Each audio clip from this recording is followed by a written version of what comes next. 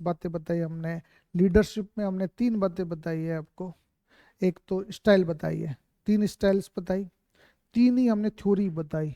उन 3 थ्योरी के अलग अलग सिद्धांत बताए हैं कि भाई ये विचारधारा में ये मॉडल है, ये मॉडल बताए हैं हमने, आपको किस मॉडल को अपनाना है। अब हम बात करते हैं मोटिवेशन की।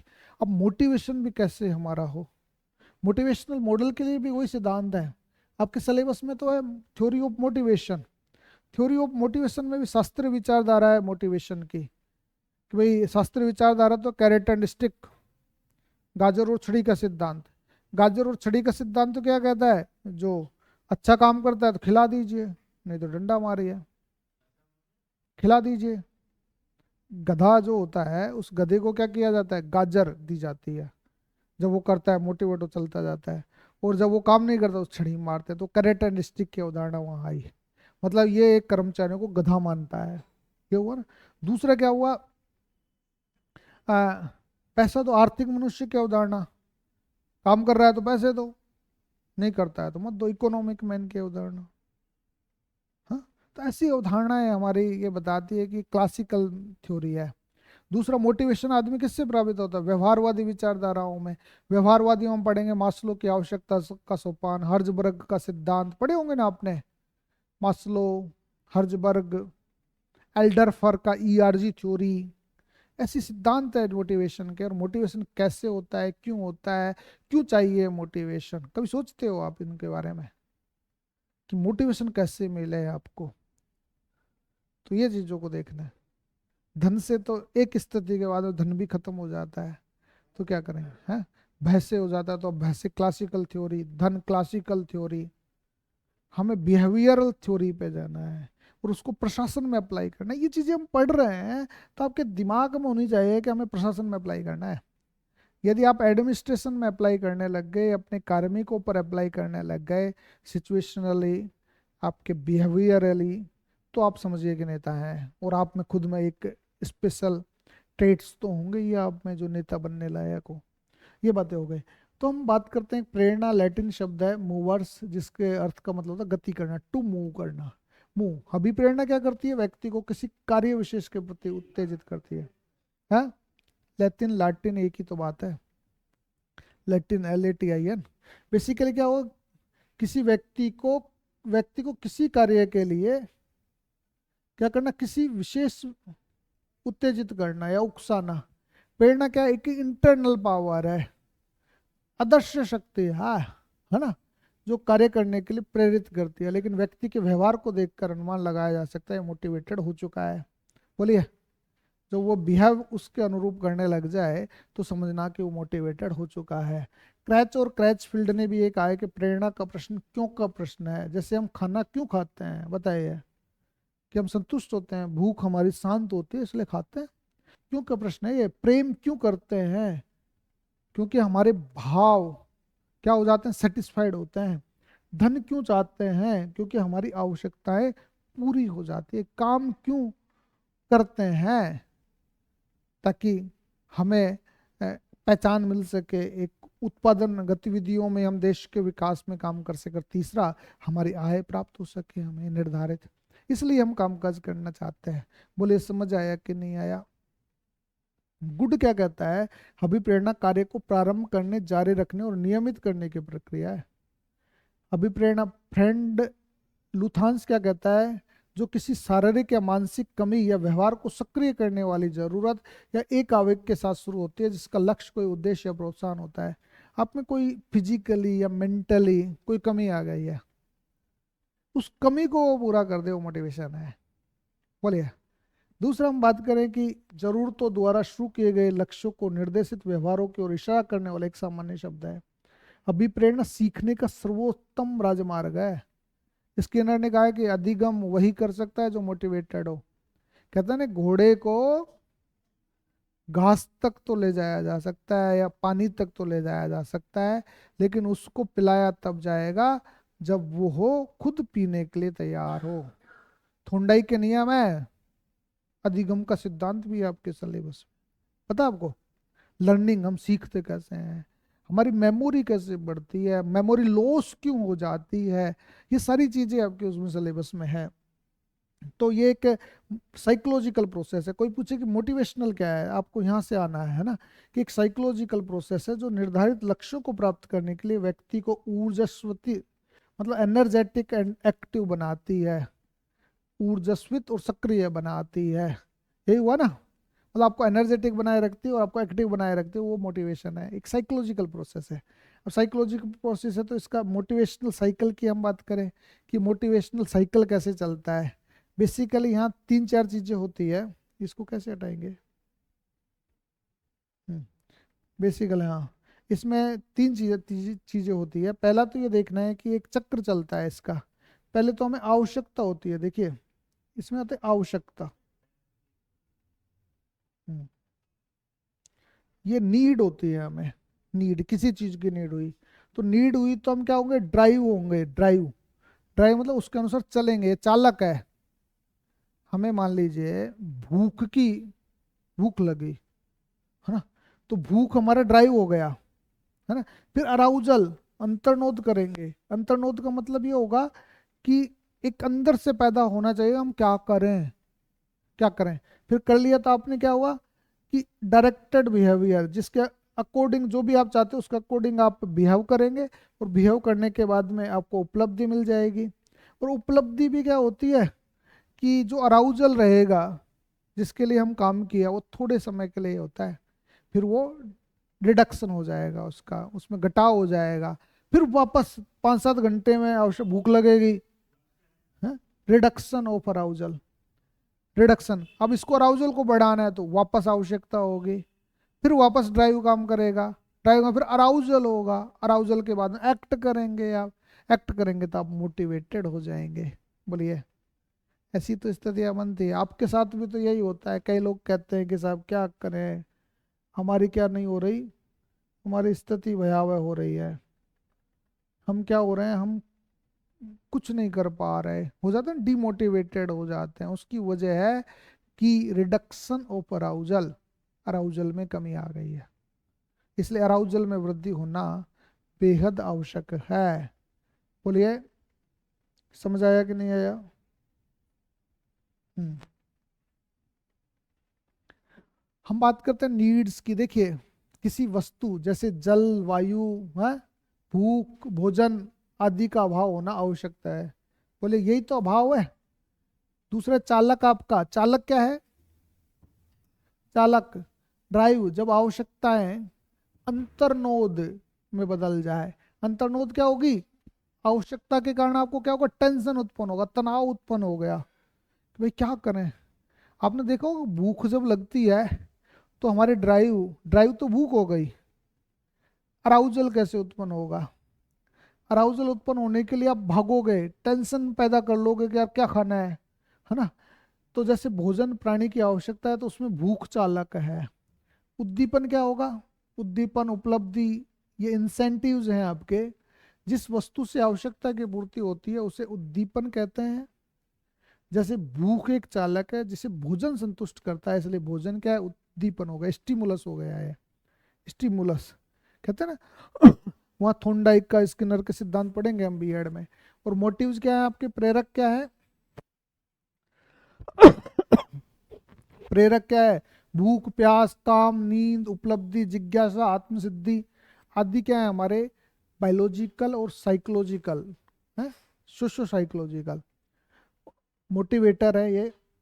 वो प्रेरकों को आवश्यकता, इच्छा, अभिरुचि, अभिवृत्ति, तनाव, उद्दीपन आदि नामों से जानते हैं इनको। लोग लोग जानते हैं कि सब, कोई तो इसको नीड्स कह देता है, कोई इसको विल कह देता है, कोई इसको इंटरेस्ट कह देता है, कोई एटीट्यूड कह देता है, कोई टेंशन कह देता है, कोई स्टिमुलस कह देता है। अलग अलग शब्दों में अलग अलग यूज करते हैं हम। एथिक्स में अलग यूज करते हैं हम, पब्लिक एड में अलग यूज करते हैं हम, साइकोलॉजी में अलग यूज करते हैं हम, बिहेवियर में अलग यूज करते हैं, और हम मैनेजमेंट में अलग यूज कर रहे हैं। ये सब चीज़ों के लिए अलग अलग, व्यक्तियों के लिए अलग अलग होती है। तो ये क्या है, आवश्यकता क्या है, चालक को जन्म देती है, ध्यान रखिएगा।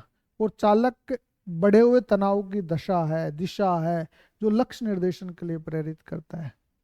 और जब किसी उद्दीपन से आवश्यकताएं संतुष्ट हो जाती है तो अंतर्नोद समाप्त हो जाता है, तो जीव क्रियाशील नहीं रहता और प्राणी पुनः संतुलित दशा में लौट आता है। ये चीजें कब तक रहेगी? जब तक आपकी आवश्यकताएं संतुष्ट नहीं होती। समझे कि नहीं समझे? ये बातें समझ में आ गई होगी। अब बात करते हैं हम मोटिवेशन की विशेषताओं की, कि मोटिवेशन क्या होता है। मोटिवेशन एक इंटरनल प्रोसेस है। इंटरनल, जो आवश्यकताओं से प्रारंभ होकर आवश्यकता संतुष्टि तक क्रियाशील रहती है। ध्यान रखिएगा, मोटिवेशन आपको क्या करता है? आवश्यकता से प्रारंभ होकर जब आपकी आवश्यकताएं संतुष्ट हो जाएगी, आपकी अभिप्रेरणा समाप्त हो जाएगी, है ना।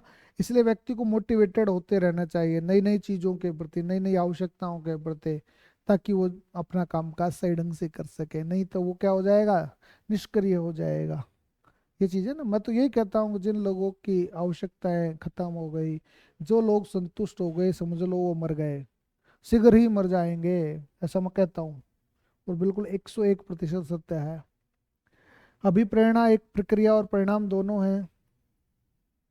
क्या है? प्रक्रिया और परिणाम दोनों है ये। दूसरा क्या है? एक मनोवैज्ञानिक क्रिया है। ये एक इंटरनल पावर है जो व्यक्ति को किसी कार्य के लिए प्रेरित करती है। अब प्रेरित करती है तो कैसे करती है जी? देखिए, यह व्यक्ति में निरंतरता, उत्सुकता, लक्ष्य निर्देशित, अनुशासित आदि बनाए रखती है। अभिप्रेरित व्यवहार अर्जित अथवा जागृत होता है। ध्यान रखिएगा। अभिप्रेरणा के प्रकारों की बात करें, अभिप्रेरणा के प्रकारों की हम बात करें, अभिप्रेरणा के प्रकारों में तो बेसिकली जन्मजात और अर्जित होता है। मैस्लो तो यूं कहता है कि ये एक्वायर्ड भी होता है और इनेट भी होता है, दोनों ही होता है। ये नेचुरल भी होता है और आर्टिफिशियल भी होता है, थॉमसन कहते हैं। गैरेट इसे कहता है कि बायोलॉजिकल होता है, सोशल होता है और साइकोलॉजिकल होता है ना। और पीडी पाठक तो, पीडी पाठक हैं, बहुत बड़े मनोवैज्ञानिक हैं ये, और मनोविज्ञान की किताब भी लिखी है इन्होंने। वो यूं कहते हैं कि जन्मजात प्रेरक क्या होता है? ऐसे प्रेरक जो व्यक्ति में जन्म से होते हैं, जैसे भूख, प्यास, काम, नींद, विश्राम, ये बेसिकली जन्मजात मोटिवेटर है। ये चीजें हमें रोज चाहिए। बोलो चाहिए ना? तो रोज चाहिए तो रोज अराउजल उत्पन्न होता है ना। फिर आपका रिडक्शन भी होता है, रिडक्शन ऑफ अराउजल, ड्राइव, आपके ये सारे ड्राइव हैं। कोई आपसे पूछे कि क्या है ये ड्राइव हैं आपके, ये ड्राइव क्या करेंगे? अंतर्नोद पैदा करेंगे, अराउजल पैदा करेंगे। और अराउजल के लिए आप प्रयास करेंगे। बोलो, भूख लगी भाई, भूख लगी, कहते हैं कि नहीं कहते? ये चीज है। अब आपका दूसरा अर्जित, एक्वायर्ड है। एक्वायर्ड क्या है? ये सीखे जाते हैं। अब सीखे जाएंगे, आप सामाजिक हो, मान लो सामाजिक प्राणी हो तो सीखो। नहीं सीख पाओगे तो फिर एकांतता आ जाएगी आप में। अब एकांतता आ जाएगी तो क्या क्या सीख रहे हैं आप? इंटरेस्ट सीख रहे हैं, हैबिट सीख रहे हैं, आप कम्युनिटी की भाव सीख रहे हैं। ये आपके मोटिवेटर है। कहेंगे साहब मोटिवेटर क्यों है? आपका इंटरेस्ट है, किस में इंटरेस्ट है? आपका सिविल सर्विसेज में जाने का इंटरेस्ट है, तो सीखा ही तो है आपने। आप पैदा थोड़ी किया था आपने, जन्मजात थोड़ी थे जी मैं तो IAS बनूंगा, मैं तो RAS बनूंगा, ये तो गुण थे नहीं आप में, ये तो पैदा हुए हैं। दूसरा, हैबिट्स बना ली कि भाई हमें तो बस सुबह 4 बजे उठना है, पढ़ना है, रात के 12-12 बजे तक भी पढ़ना है। ये हैबिट्स हो गई आपके, क्योंकि आपको पता है कि ये मोटिव्स हमें प्राप्त करने हैं। तीसरा हम बात करें कि साइकोलॉजिकल मोटिवेटर है ये। साइकोलॉजिकल मोटिवेटर क्या करते हैं? ये बेसिकली हमारे आज की जो आवश्यकता है ना, ये आवश्यकता नहीं है, इन्होंने हमें बर्बाद कर दिया है। इसके प्रति हम इतने ज़्यादा सेंसिटिव हो गए हैं, जो हमें नुकसान करती है। ये बेसिकली मनोवैज्ञानिक साइकोलॉजिकल इफेक्ट्स पैदा करते हैं, जैसे क्रोध है, भय है, दुख है, आनंद है, प्रेम है। इन्हीं से ही तो हम बेसिकली टेंस में रहते हैं। पहले स्ट्रेस में आते हैं, फिर टेंस हो जाते हैं, फिर मैनेज नहीं किया तो आप साइकोलॉजिकल डिसऑर्डर के शिकार हो जाते हैं। बोलो, होते हैं कि नहीं होते? साइकोलॉजिकल डिसऑर्डर के शिकार होते हैं आप। एक सोशल मोटिवेटर है आपके, सोशल मोटिवेटर। ये सोशल क्या है? ये आदर्शों, सामाजिक जो आदर्श है, हमारे बड़े बड़े लोग हैं या स्थितियां हैं, संबंधों के कारण पैदा होते हैं ये, और व्यक्ति के व्यवहार को प्रभावित करते हैं। जैसे आत्म सुरक्षा का भाव, सेल्फ डिफेंस का भाव, सेल्फ परफॉर्मेंस का भाव, जिज्ञासा का भाव, क्रिएटिविटी का भाव, ये सारे क्या हैं आपके? सोशल फैक्टर्स हैं, सोशल मोटिवेटर हैं आपके। बोलिए। और नेचुरल प्रेरक क्या है? ये स्वभाव में पाए जाते हैं। व्यक्ति है तो व्यक्ति के स्वभाव में पाए जाएंगे, खेलना, अनुकरण करना, सुझाव देना, डिग्निटी के साथ जीना, सुख प्राप्ति, ये सारे आपके नेचुरल मोटिवेटर हैं, नेचुरल इमूवर हैं ये आपके जो चलेंगे। तीसरा है कि आर्टिफिशियल जो बनाए लिए जाते हैं, है ना, स्वाभाविक प्रेरकों के पूरक के रूप में, जो स्वाभाविक थे ना इनके साथ ही बना लिया। क्या बना लिया जी? आईएएस बनूंगा मैं तो, आरएएस बनूंगा। ये आपके क्या हो गए? ये आर्टिफिशियल प्रेरक हो गए। उपलब्धि आपने हासिल कर ली, कोई प्रतिष्ठा हासिल कर ली, दंड, प्रशंसा, पुरस्कार, पद, सहयोग आदि ये प्राप्त कर लिए। ये क्या हुए? आपके कृत्रिम प्रेरक हुए। अब हम बात करें कि अभिप्रेरणा को दो भागों में बांटा है इन्होंने। एक तो है आंतरिक अभिप्रेरणा और एक बाह्य अभिप्रेरणा। इंटरनल मोटिवेशन क्या होता है? सबसे बड़ी बात है कि बाह्य अभिप्रेरणा तो पैसों से आ जाएगी, आर्थिकता से आ जाएगी, दबाव से आ जाएगी, दंड से आ जाएगी, लेकिन इंटरनली व्यक्ति यदि मोटिवेटेड है तो उसको कोई फेल नहीं कर सकता। मैं तो ये मानता हूँ ये बेसिकली नेचुरल होती है, पॉजिटिव होती है, जो व्यक्ति को जन्म से प्राप्त होती है, और व्यक्ति स्व प्रेरित होकर कर्म करता है। जैसे भूख लग रही है आपको, प्यास लग रही है, नींद आ रही है, प्रेम है, क्रोध है आदि है, ये तो स्वाभाविक है। लेकिन इस इंटरनल मोटिवेशन में भी जिस एग्जाम्स की आप तैयारी कर रहे हैं, उस तैयारी को यदि आपने सही ढंग से बना लिया, कह दिया कि नहीं जी मैं कर सकता हूँ, मुझे करना चाहिए, कोई मुझे नहीं रोकेगा, ये दिमाग में धारण कर लिया, तो आप कर सकते हैं। इसमें हम बात करें इसमें भाई अभिप्रेरणा में। अब भाई अभिप्रेरणा में क्या है? ये एक्वायर्ड होती है ना। ये नकारात्मक नेगेटिव भी होती है कभी कभार। ये खुद की इच्छा से काम न करके अन्य की इच्छा से करते हैं। आप आईएएस क्यों बनना चाहते हो? मुझे समाज को दिखाना है, समाज को एक दिन बता दूंगा कि मैं ऐसा वैसा नहीं हूँ, और सबको मैं निपटा दूंगा बनते ही। तो ये आपको इंटरनल नहीं है, एक्सटर्नल मोटिवेशन है जो भाई से हो। कोई दूसरा व्यक्ति आरएस बन गया, पता लगा कि टॉप 10 के 10 लोगों का नाम रट लिया आपने, साहब मुझे भी ऐसे ही बनना है, ये एक्सटर्नल मोटिवेटर है। और एक्सटर्नल मोटिवेटर घातक होता है। दूसरों को देख के यदि आप प्रभावित होते हैं तो घातक होते हैं। एक बहुत बड़े विद्वान थे, तो उन्होंने, बहुत से लोग फोटो खिंचवा रहे थे, तो अपनी बच्ची ने पूछा पिताजी ये क्यों खिंचवा रहे हैं? कि बताते हैं कोई प्रसिद्ध व्यक्ति है, कोई प्रसिद्ध व्यक्ति है, उसके प्रसिद्ध व्यक्ति के साथ फोटो खिंचवा रहा है। तो उसने कहा कि बेटी उनकी मैं भी खिंचवाऊंगी, तुम्हें नहीं खिंचवाना है, तुम्हारे साथ लोग फोटो खिंचवाए, ऐसा बनिए। ये चीज है, लोग फोटो खिंचाए, अपने खुद के व्यक्तित्व का विकास खुद कीजिए ना। तो ये चीजें आपकी इसमें, प्रशंसा हो गई तो खुश हो गए आप, निंदा हो गई तो नाराज हो गए, पुरस्कार दे दिया तो खुश, चिंता हो गई, प्रताड़ना हो गई, प्रतियोगिता, दंड आदि, इससे क्या हो गए? आप प्रभावित हो गए। अब हम बात करें कि इसमें दो भागों में बांटा है हमने। एक तो बायोलॉजिकल मोटिवेशन है, एक साइकोलॉजिकल मोटिवेशन है। मोटिवेटर है ये, मूवर्स हैं ये, जो सहज होते हैं, जैसे हार्मोन है हमारे, तंत्रिका तंत्र है, मस्तिष्क की व्यवस्था से प्रभावित होते हैं। ये बेसिकली हार्मोन, तंत्रिका तंत्र यही तो चीजें करते हैं। ये बेसिकल साइकोलॉजिकल डिसऑर्डर के कारण होते हैं ये भी। जैसे भूख प्यास काम नहीं दिए तो सहज रूप में मिल जाएगी, लेकिन यदि हम इसमें साइकोलॉजिकल और सोशल फैक्टर्स को ले लेंगे तो ये मामला बिगाड़ देगी। अर्जित करने के लिए परिवार, पड़ोस, मित्र, रिश्तेदार आदि समूह का प्रभाव पड़ता है। इसमें उपलब्धियां, जिज्ञासा, शोध, संबंध, आत्मसिद्धि आदि शामिल होती है। ये बड़ी खतरनाक होती है। यदि आपने मित्रता के, रिश्तेदारों की, सगे संबंधियों की परवाह करने लग गए तो समझो कि जल्दी ही आप साइकोलॉजिकल हो जाओगे। कहते साइको हो गया जी ये तो। साइको होने के कारण यही रहेंगे आपके। अब अभिप्रेरणा की विचारधारा की बात करें हम, थ्योरी ऑफ मोटिवेशन, ये सिलेबस में आपके, लेकिन ये बताना हमें जरूरी था। ये क्यों बताया हमने?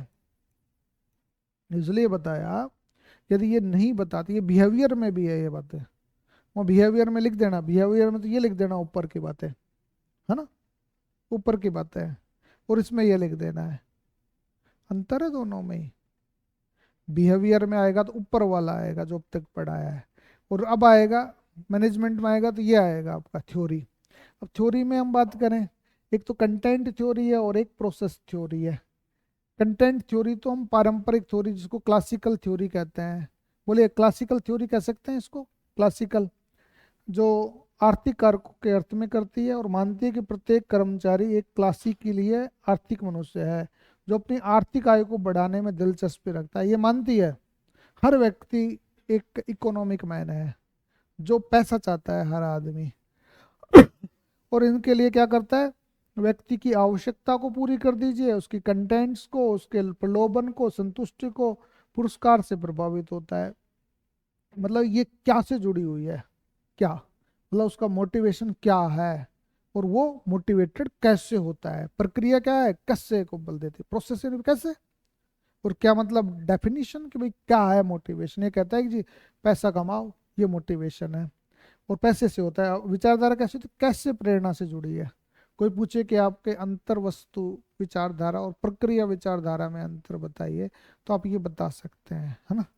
तो दूसरा है कि अभिप्रेरणा एक प्रक्रिया है जो मनुष्य की मनोवृत्ति से संबंध रखती है, जिसे अंतर वस्तु से न समझकर प्रक्रिया से ही समझा जा सकता है। मतलब दूसरी विचारधारा कहते हैं कि प्रोसेस है ये क्या नहीं है जी, अभिप्रेरणा क्या है, ये कैसे अभिप्रेरित होता है व्यक्ति, ये ज्यादा मायने रखता है। अब इन मतलब एक इसको बोलते हैं कंटेंट, कंटेंट थ्योरी है, और ये है आपका क्या है दूसरा, प्रोसेस थ्योरी। तो हम कंटेंट थ्योरी की बात कर रहे हैं सबसे पहले।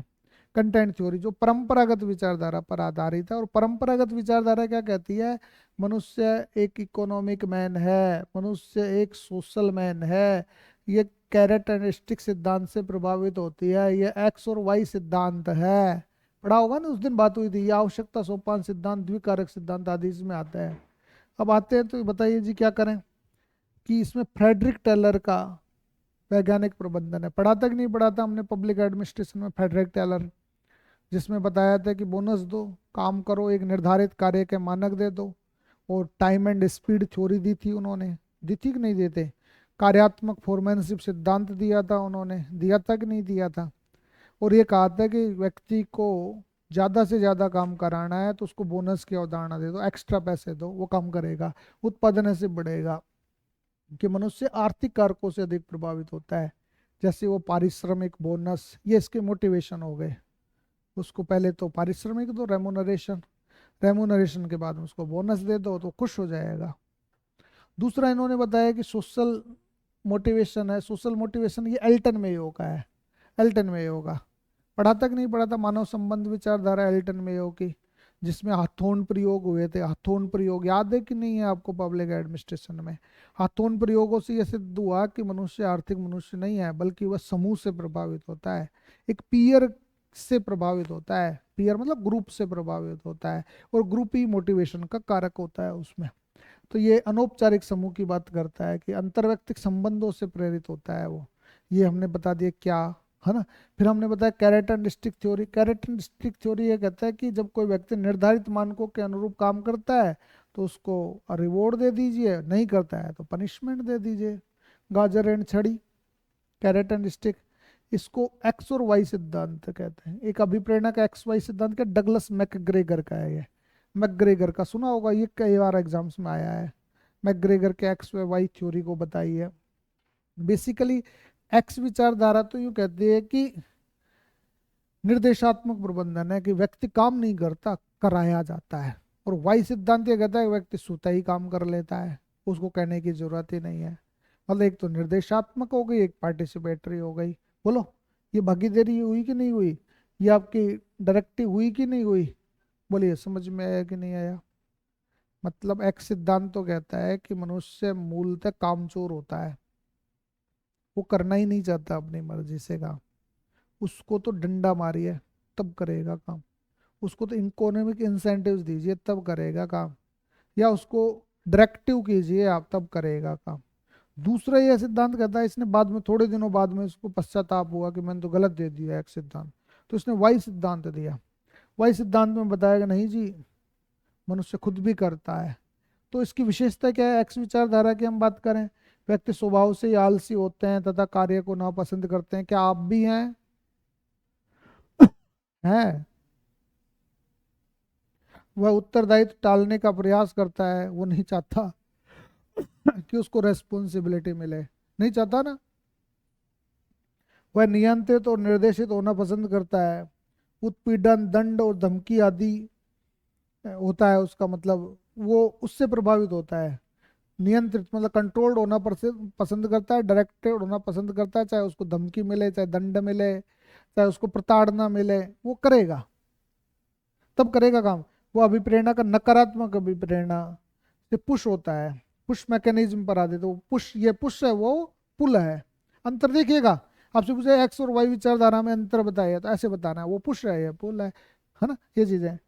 तो ये प्राय सरकारी क्षेत्रों में ही प्रयुक्त होता है। लिख दिया मैंने, बोलो, क्लियर कट लिख दिया, माफ करना मुझे, है ना। क्या वाई विचारधारा क्या कहती है? वही विचारधारा कहती है कि मनुष्य कार्य करना उतना ही स्वाभाविक जितना आराम करना और खेलना। मतलब ये कहता है कि व्यक्ति काम करना ही चाहता है, ये तो बता, सो लिया ना वो, आराम कर लिया, जितना उसके लिए आराम करना है, तो 8 घंटे तो काम करेगा ही वो। 8 घंटे आप पढ़ाई तो करोगे ही ना, बगैर कहे ही करते हो आप लोग 8 घंटे पढ़ाई, 8 घंटे आप कोचिंग करते हो, 8 घंटे आप पढ़ाई करते हो और 8 घंटे आप सोते हो। 24 घंटे का नियम है कि नहीं है? हाँ भाई, 8 घंटे की कोचिंग नहीं होती, 6 घंटे की कोचिंग है ना। उस दौरान आप खाना पीना सब बना लिया, और 8 घंटे सोने का मतलब 8 घंटे नहीं सोना जी, मैं तो 10 से 6 सोऊंगा ही, अब तो कह दिया सर ने। इसका मतलब ये होता है कि आप क्या करेंगे, आप 7 घंटे सो लो, ताकि आपके जो दैनिक दिनचर्या है, रोटी सब्जी पानी वानी जो भी चीज़ है, नहाना धोना, वो कर लीजिए। तो 8 घंटे पढ़िए, मैं ये कहना चाहता हूँ, बाकी कटौतियाँ वहाँ कर दीजिए, लेकिन आपकी सेल्फ स्टडी कितने घंटे की होनी चाहिए? 8 घंटे की।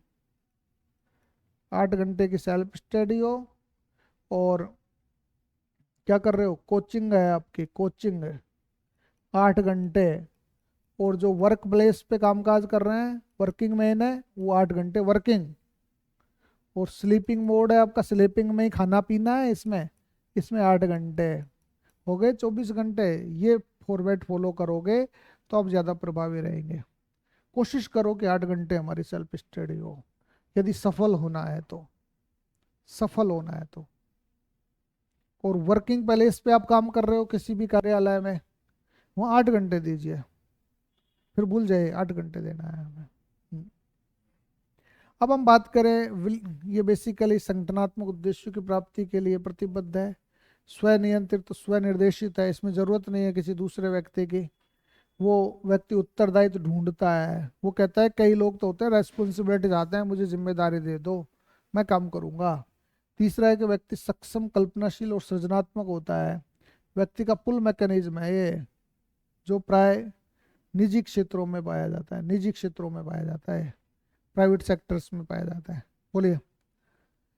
विलियम आउची भी एक जड़ विचारधारा लेकर आए, जापानी है ये, जापानी विलियम आउची, ये इनकी जड़ विचारधारा है। कोई पूछे कि जड़ विचारधारा में, एक बार एग्जाम्स में आई थी विलियम आउची का सिद्धांत, है ना, जो कहता है कि आर्थिक विकास पर जड़ सिद्धांत प्रस्तुत किया, जो मूलतः अमेरिकन प्रबंधकीय व्यवस्था और जापानी प्रबंधकीय व्यवस्था का मध्यम मार्गीय सिद्धांत है। वो क्या कहते हैं, देखो, ये तो अमेरिकन सिस्टम था, एक्स वाई, तो एक्स तो इंडियन, वाई अमेरिकन, और जेड जापानी, यूँ समझ लीजिए। इसके अनुसार जापानी संस्थाओं की तरह कर्मचारियों को संगठन के प्रति समर्पण, निष्ठा और कर्तव्य परायणता का भाव पैदा करना है। बेसिकली जेड सिद्धांत क्या करता है कि कर्मचारियों में एक निष्ठा का भाव पैदा करे। जापानियों में है कि नहीं है? जापानी छुट्टी नहीं लेते, जापानी 8 घंटे की ड्यूटी होगी तो 11 घंटे 12 घंटे में जाएगा अपने क्षेत्र से।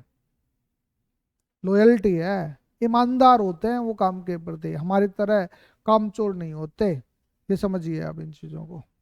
मास्लो की आवश्यकता सोपान सिद्धांत की बात करें, मास्लो, अब्राहम मास्लो सुना है आपने, अब्राहम मास्लो के बारे में, जिसने 5 प्रकार की आवश्यकताओं की बात कही है, कि 5 प्रकार की आवश्यकताएं होती है, वो कौन कौन सी होती है जिनको हमें देखना है। इनकी एक पुस्तक है, थ्योरी ऑफ ह्यूमन मोटिवेशन, उनमें ये बताया कि मानवीय आवश्यकताएं होती है, वो मानव व्यवहार को प्रभावित करती है। देखिए, आवश्यकता ही तो व्यवहार को प्रभावित करते हैं, और व्यवहार ही से फिर आदमी का मोटिवेशन बनता है आवश्यकताओं से, क्योंकि आवश्यकता मेन है ना। और इनका एक क्रम पाया जाता है। मास्लो ने मनुष्य की आवश्यकताओं के 5 प्रकार बताए हैं। 5 प्रकार, ये 5 प्रकार क्या है? ये 5 प्रकार है मनुष्य की आवश्यकताओं के। एक क्रम है नीचे से लेकर नंबर 1, नंबर 2, नंबर 3 और ये 4, 5, ये क्रम पाया जाता है। तो सबसे नीचे होती है इसमें शारीरिक आवश्यकताएं, शारीरिक आवश्यकताएं, बोलो। फिर दूसरी होती है सुरक्षा संबंधी आवश्यकताएं, तीसरी होती है सामाजिक आवश्यकताएं, चौथी होती है सम्मान की आवश्यकताएं, पहचान सम्मान, और पांचवी होती है आत्मसिद्धि की आवश्यकताएं, आत्मसिद्धि की आवश्यकताएं। एक क्रम पाया जाता है इसका कि मतलब पहला आदमी फिजिकल नीड्स पूरी करेगा, बोलो फिजिकल नीड्स, फिर चाहेगा कि वो सिक्योरिटी की नीड पूरी करेगा, फिर वो सोशल नीड पूरी करेगा, वो एस्टीम्ड नीड, वो चाहेगा कि मैं एक सम्मान पूर्वक जीवन जीऊं, और फिर वो चाहेगा सेल्फ एक्चुअलाइजेशन की नीड, एक्चुअलाइजेशन की नीड चाहेगा। तो ये चीजें होगी, तो इसमें क्या हो गया, उसको प्राकृतिक खतरों धमकियों आदि से रक्षा, ये उल्टा कर दिया ना, इसमें प्राकृतिक आपदाएं नहीं है, इसमें तो शारीरिक आवश्यकता क्या हुई, जैसे भूख, प्यास, नींद, काम, ये आपके क्या हुई, प्राथमिक सुरक्षाएं हुई। दूसरा ये प्राकृतिक आपदाएं हुए, खतरे धमके हुए, इनसे रक्षा कर दी आपने। अब सामाजिक आवश्यकता ये क्या कर दिया एक जैसे ही, इसमें क्या हो गई आपकी, सामाजिक में प्रेम, है ना, सहयोग प्रेम, सहयोग, परिवार, जुड़ाव, ये आपके क्या हो गए, सामाजिक आवश्यकताएं हो गई, है ना। आत्मसम्मान में उपलब्धि, पद प्रतिष्ठा, योग्यता, पहचान, ये सारी चीजें हो गई आपकी। आप यही तो चाहेंगे एस्टीम्ड में आत्मसिद्धि के लिए क्रिएटिविटी चाहिए आपको, सफलता चाहिए, मोक्ष चाहिए, ये सारी चीजें आपको चाहिए होंगी। बोलिए क्रिएटिविटी, मैं कहाँ पहुंच गया, मैं क्रिएटिविटी में आ गया, क्रिएटिविटी में कि भाई मुझे ये चाहिए सेल्फ एक्चुअलाइजेशन, है ना। तो सफलता चाहिए मुझे, सक्सेस, एस्टीम्ड तो मैं प्राप्त कर चुका हूँ, मैं उपलब्धि मिल गई मुझे, पद मिल गया मुझे, प्रतिष्ठा मिल गई मुझे, योग्यता मिल गई मुझे, पहचान मिल गई मुझे, तो ये चीज़ों की मैं पहुंच चुका हूँ। तो अब मैं चाहता हूँ क्रिएटिव हो जाऊँ, मैं नए नए तरीके से कामकाज करूँ, आर्टिस्टिक्स वर्क्स कर रहा हूँ यहाँ पर मैं, क्रिएटिव वर्क्स कर रहा हूँ। इसको आरएसआर में, राजस्थान सर्विस रूल्स में क्रिएटिव वर्क्स को क्या कहा गया है, अलाउड किया गया है। मैं यूट्यूब्स पे जो आर्टिस्टिक्स कार्य कर रहा हूँ वो अलाउड है, ये आर्टिस्टिक्स काम होगा। और यदि मैं मेरी किताबें छापता हूँ, ये करता हूँ, तो ये आपका क्रिएटिव वर्क होगा, ये आर्टिस्टिक्स ड्रामा है, एक तरह कलात्मक कार्य ही तो कर रहा हूँ मैं। ये कलात्मक कार्य आपके बौद्धिक संपदा में आता है, और बौद्धिक संपदा से प्राप्त आय आपकी आय का हिस्सा होती है, उस पर इनकम टैक्स लगता है, सरकार कोई शुल्क नहीं लेते। ये है आर्टिस्टिक्स से और क्रिएटिव से, आप लेखन कार्यों से, राइटिंग स्किल से प्राप्त करते हैं, तो उस पर कोई शुल्क नहीं लिया जाता, उस पर कोई सरकार मना नहीं करती। यदि आपके पास टाइम है तो खूब कीजिए क्रिएटिव, हाँ, डांस करिए, हाँ, टैक्स नहीं लगता, टैक्स तो लगता है, इनकम टैक्स तो लगेगा मुझे जो प्राप्त होगी, लेकिन सरकार फीस नहीं लेगी, इस पर शुल्क वसूल नहीं करेगी। क्योंकि यदि आप सरकार कोई ऐसा व्यवसाय करते हैं, पहली बात तो आपको करेंगे नहीं, अलाउड ही नहीं करेंगे। यदि आप करते हैं जिससे सामाजिक हित या जनहित प्रभावित नहीं होता, तो आप क्या करेंगे, आप ऐसी स्थितियों में अपनी आय का 50% सरकार को देंगे। बोले ये चीज हो गई।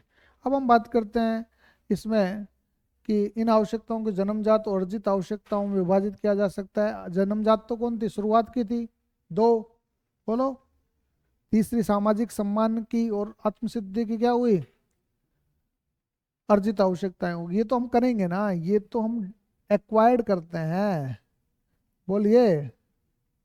और ये आपकी इन्नेट होती है, बोलिए जी, होती है कि नहीं होते, इन्नेट एंड एक्वायर्ड, ये चीजें हो गई।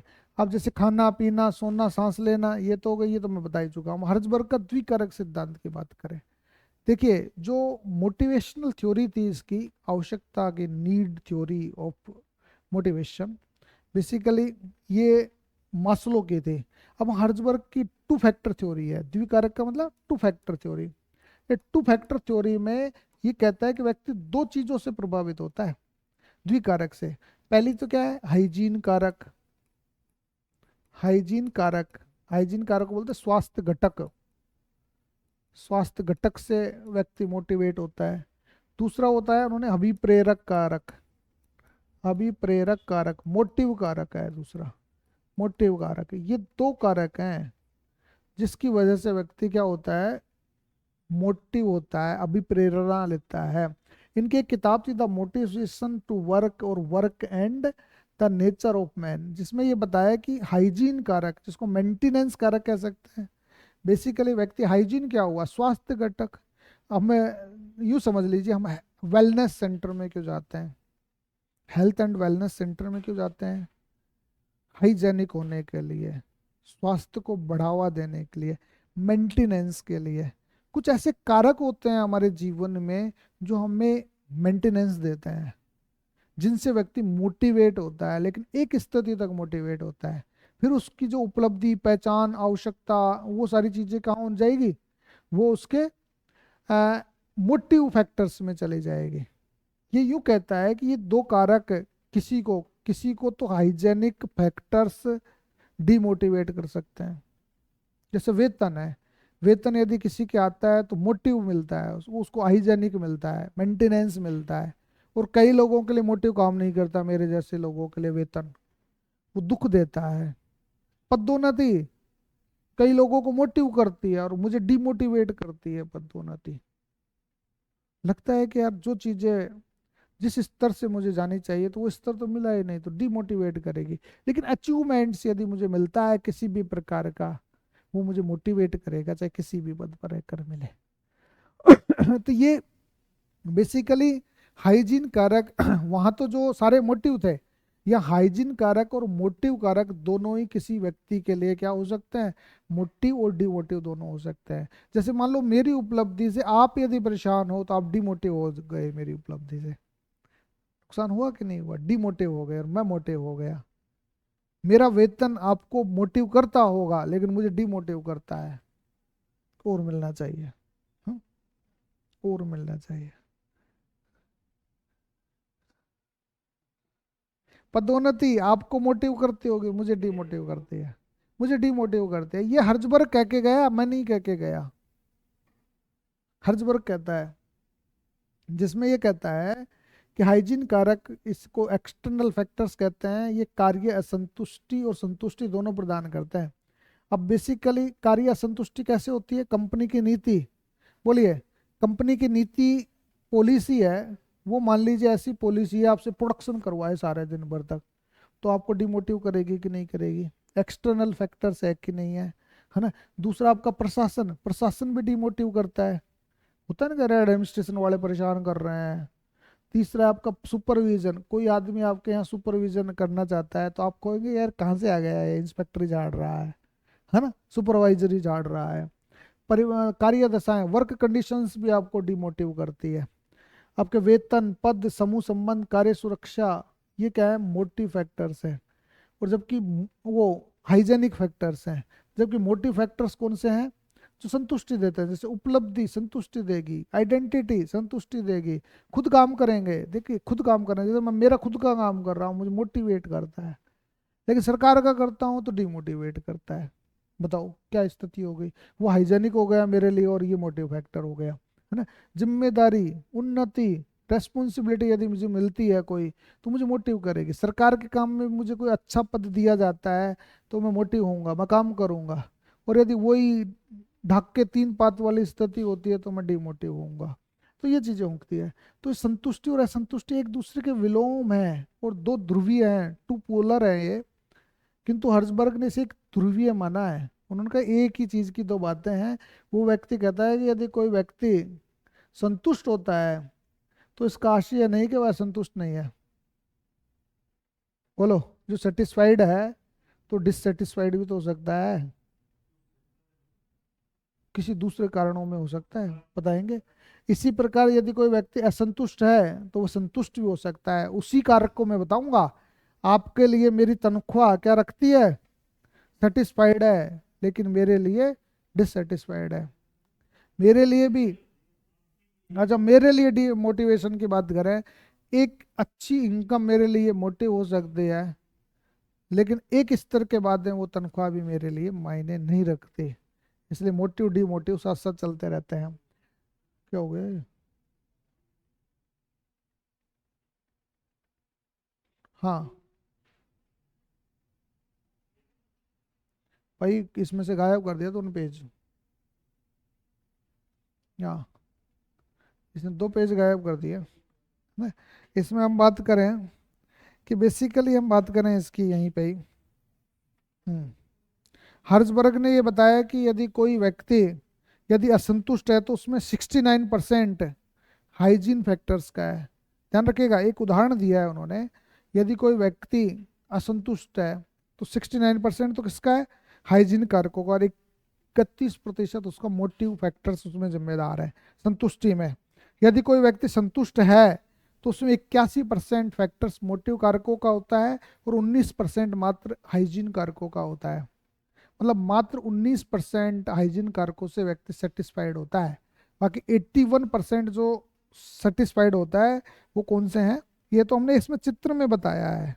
चित्र में ये बताया है कि आप किस किस वजह से संतुष्ट होंगे और किस वजह से असंतुष्ट होंगे। तो इसमें एक में तो आपका बता रखा है वर्कलोड कितना है, उससे आप असंतुष्ट हो जाएंगे। रिकॉग्निशन आपको असंतुष्टि दे देगा, कहीं किसी स्तर पे संतुष्टि देगा, किसी स्तर पर असंतुष्टि देगा।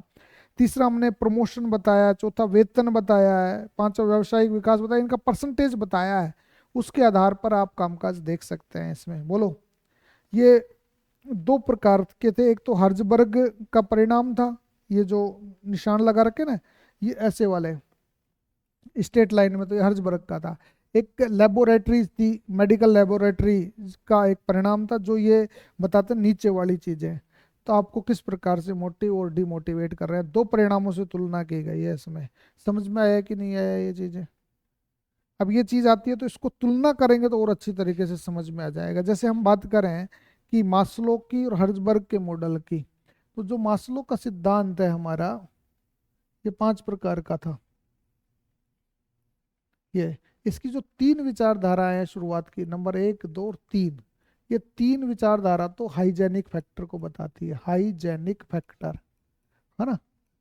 और जो चौथी और पांचवी विचारधारा है वो मोटिव फैक्टर की बात करती है, मोटिव फैक्टर की। ऐसे आपको तुलना करके बतानी पड़ेगी चित्रों के माध्यम से, तो आपको वो नंबर देगा। ऐसे आते हैं तो ऐसी चित्र बनाइए, जबरदस्ती बनाने का प्रयास कीजिए, ग्राफिकल व्यू, है ना, टेबल फॉर्म, है ना। अलग अलग डायमेंशन होना चाहिए, एक डायमेंशन से उत्तर देने का प्रयास मत कीजिए। एग्जामिनर तभी नंबर देगा आपको। इसमें यह बता रखा है कि शारीरिक आवश्यकताएं के लिए व्यक्ति का क्या है, निजी जीवन और वेतन से जुड़ा हुआ मुद्दा होगा। सुरक्षा से संबंधित जुड़ा आवश्यकताओं में पर्यवेक्षण की गुणवत्ता, कार्य स्थिति, व्यवसाय सुरक्षा हो गई। सामाजिकता में क्या हो गया आपका, स्टेटस हो गया। इंटरनल रिलेशंस हो गए, कंपनी की नीति हो गई। सम्मान में क्या हुआ, व्यवसाय में वृद्धि, उपलब्धियां, उच्चतर पहचान। और एक आप उत्तरदायित्व की भावना आ गई, चुनौतीपूर्ण कार्य करने लगे, क्रिएटिव कार्य करने लगे। ये आत्मवास्तवीकरण के सिद्धांत के इक्वल हो गई। ये बातें इन्होंने बताई है। समझ में आया कि नहीं आया ये बातें? अब हम बात करते हैं एल्डर फर्क का, ईआरजी थ्योरी। जो तीसरा सिद्धांत है हमारा, ईआरजी थ्योरी है, एल्डर फर्क का। ईआरजी का मतलब क्या है? ई का मतलब एग्जिस्टेंस। एग्जिस्टेंस की आवश्यकताएं कौन सी हुई? ये वाली 2 प्रकार की। ये एग्जिस्टेंस थ्योरी है। यदि इससे भी तुलना करें तो एग्जिस्टेंस थ्योरी। और आर का मतलब क्या हुआ? रिलेटेडनेस, रिलेटेडनेस, है ना। और इसकी ग्रोथ हो गई आपकी। रिलेटेडनेस तीसरा हो गया आपका, बोलो, तीसरा हो गया। और ग्रोथ में ये आ गए आपके सेल्फ एक्चुअलाइजेशन, और आपका एस्टीम्ड नीड आ गई आपकी। समझ में आया कि नहीं आया? ये ईआरजी थ्योरी है जो ये बताती है कि दोनों में आवश्यकताओं का भी एक क्रमिक सोपान है। सबसे नीचे क्या है? एग्जिस्टेंस है। इसके ऊपर क्या है? रिलेटिवनेस है। इसके ऊपर क्या है? ग्रोथ है। इस तरीके का सिस्टम बनता है। बोलिए, इस तरीके का बना सकते हैं नहीं बना सकते ईआरजी थ्योरी में? मोटिवेशन समझ में आ रहा है कि नहीं आ रहा, है ना। ये चीज हो गई। अब मैक्लीलैंड की अचीवमेंट्स थ्योरी है, अचीवमेंट्स। बेसिकली अचीवमेंट्स क्या कहता है कि व्यक्ति किसके लिए काम करता है, पहली तो वो करता है पहचान के लिए काम करता है, एफिलिएशन के लिए काम करता है, फिर पावर के लिए काम करता है, और फिर वो अचीवमेंट्स के लिए काम करता है। तो पहली वरीयता कौन सी हो गई उसमें, पहचान हो गई। सेकंड उल्टा लिख दिया इसने, पावर की हो गई, और थर्ड अचीवमेंट्स की हो गई। तो अंतिम वरीयता कौन सी हो गई, आपके अचीवमेंट्स हो गए। जो यहाँ यदि हम इसको तुलना करें किसके साथ, मैक्लेलैंड की, अचीवमेंट्स क्या हो गया, सेल्फ एक्चुअलाइजेशन, ये अचीवमेंट्स है आपका, है ना। और दूसरा इसमें पावर्स क्या हो गई, सोशल, और ये एस्टीम नीड्स क्या हो गई, पावर्स हो गई आपकी। और सोशल और क्या बोलते, फिजिकल एंड सिक्योरिटी नीड्स क्या हो गई आपकी, उपलब्धि हो गई, वो हाँ पहचान हो गई, आइडेंटिटी हो गई आपके। तो ये चीज़ हो गई, आप कह सकते हैं। बोलो समझ में आई कि नहीं आई। अब हम बात करते हैं अभिप्रेरणा की प्रक्रिया सिद्धांत की। ये सारे के सारे सिद्धांत क्या थे, क्या से जुड़े हुए थे, क्लासिकल विचारधारा से जुड़े हुए थे कि मोटिवेशन क्या होता है, यही बात थी। अब हम बात करते हैं मोटिवेटेड आदमी होता कैसे है। बेसिकली ये सिद्धांत एक्सपेक्टेंसी थ्योरी, एक आपका लक्ष्य निर्धारण सिद्धांत है, और इसमें इक्वलिटी सिद्धांत, विक्टर वरूम का एक्सपेक्टेंसी थ्योरी है। एक्सपेक्टेंसी क्या होता है कि आदमी किस प्रकार से मोटिवेटेड होता है, ये बातें बताता। उन्होंने ये बताया था कि कोई व्यक्ति का जो अभिप्रेरक है या मोटिव है, वो संयोजकता और प्रत्याशा का गुणक होता है। संयोजकता का मतलब वैलेंसी, कि मतलब 1 2 3 4 वैलेंसी आते हैं ना, संयोजकता लिख देंगे, 1 की पावर 2, 2 की पावर 3, इस तरीके कैसे, है ना। और प्रत्याशा मतलब एक्सपेक्टेंसी। संयोजकता क्या बताता है, संयोजकता यह बताता है कि किसी लक्ष्य को प्राप्त करने के लिए व्यक्ति की शक्ति को बताता है, कि मतलब कोई लक्ष्य है उसको प्राप्त करने के लिए व्यक्ति की क्या पावर है, जो धनात्मक हो सकती है, ऋणात्मक हो सकती है, या शून्य हो सकती है, इन चीजों को बता सकता है। वहां विचरण, संभावनाएं क्या बताती है, प्रत्याशा क्या बताती है, एक्सपेक्टेंसी, कि किसी लक्ष्य की प्राप्ति की संभावनाएं कितनी है, कि 0 से 1 के मध्य में होती है। यदि 1 प्राप्त कर लिया तो मतलब प्रत्याशा 100% है, 0 है तो और करना है। यदि 1 से अधिक चरणों में होती है, ये साधन पर निर्भर करती है। जैसे सिविल सेवा परीक्षा उत्तीर्ण करने के लिए 3 चरणों से गुजरना पड़ता है, जिसमें पहला चरण दूसरे चरण के लिए साधन का काम करता है कि नहीं करता। पोर्टर और लोलर की बात करें हम, पोर्टर लोलर की संतोषप्रद विचारधारा ये कहती है कि व्यक्ति के प्रयासों, निष्पादन, पुरस्कार और संतुष्टि से जुड़ा है ये मामला, संतुष्टि से जुड़ा है। और एडम स्मिथ का जो इक्विटी सिद्धांत है वो ये कहता है कि व्यक्ति क्या करता है, व्यक्ति दूसरे व्यक्तियों के प्रयासों और परिणामों को स्वयं की तुलना करते हैं, स्वयं की तुलना करते हैं। यदि एक ही इनपुट में एक ही सहकर्मी अपने दूसरे सहकर्मी की अपेक्षा अधिक आउटपुट प्राप्त करता है, तो दूसरा सहकर्मी उतना ही आउटपुट प्राप्त करने के लिए अधिक प्रेरित करेगा। इसमें यह होता है कि यदि किसी व्यक्ति को एक आउटपुट मिल गया तो दूसरा प्रयास करेगा उसके अकॉर्डिंग। और लोक का लक्ष्य निर्धारण कहता है कि व्यक्ति को लक्ष्य निर्धारित कर तदनुरूप कार्य करने के लिए अभिप्रेरित किया जा सकता है। ये पीटर ड्रकर का जो मैनेजमेंट बाई ऑब्जेक्टिव्स है उससे समांतर रखता है। इसमें बड़े लक्ष्यों को छोटे छोटे लक्ष्यों में विभाजित कर व्यक्ति को निरंतर मोटिवेट किया जाता है। ये मोटिवेशन की एक प्रक्रिया है कि यदि आप मोटिवेट नहीं हो पा रहे हैं, आप कामकाज नहीं कर पा रहे हैं, आप अपने लक्ष्यों को पूरा नहीं कर पा रहे हैं, तो छोटे छोटे लक्ष्य में विभाजित कर दीजिए। जो हमने बताया ना पर्ट तकनीक से, पट तकनीक को अपनाइए, एमबीओ तकनीक को अपनाइए, एमबीई को अपनाइए। ये हमने तकनीक पढ़ी थी कि नहीं पढ़ी थी, ये समझ में आया कि नहीं आया आपको, बैठ गया होगा समझ में। देखिए इसको बंद कर दो थोड़ी देर के लिए। तो आपने ये सारी चीजें अब पढ़ ली होगी। तो अब हम नेक्स्ट इसमें लेंगे समूह व्यवहार, जिसको हम देखेंगे